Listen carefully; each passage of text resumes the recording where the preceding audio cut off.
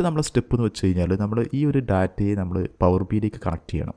So നമ്മൾ അതിനായിട്ട് നമ്മൾ ഫസ്റ്റ് പവർ ബി ഐ ഞാൻ ഓപ്പൺ ചെയ്യുകയാണ്.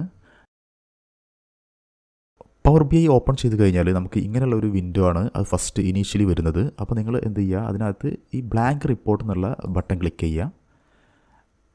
അത് ക്ലിക്ക് ചെയ്ത് കഴിഞ്ഞാൽ അതിൻ്റെ ഒരു ഹോം പേജിലേക്ക് എന്ത് ചെയ്യും, അത് നാവിഗേറ്റ് ചെയ്യും.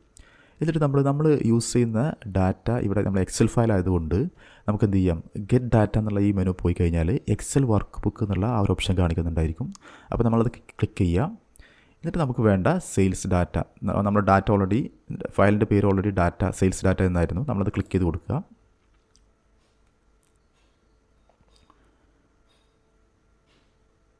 ക്ലിക്ക് ചെയ്ത് കഴിഞ്ഞാൽ നമ്മൾ എക്സൽ ഫയലിനകത്ത് നമ്മൾ എത്ര ഷീറ്റ്സ് ആണോ ക്രിയേറ്റ് ചെയ്തിട്ടുള്ളത് ആ ഷീറ്റ്സ് എല്ലാം ഇവിടെ ഡിസ്പ്ലേ ചെയ്ത് കാണിക്കും. ഇപ്പോൾ നമ്മൾ സിംഗിൾ ഷീറ്റാണ് നമ്മൾ ഫയലിനകത്തുള്ളത്, അതുകൊണ്ട് എന്ത് ചെയ്താൽ നമുക്കൊരു സിംഗിൾ ഷീറ്റ് മാത്രമേ ഇവിടെ കാണിക്കുള്ളൂ.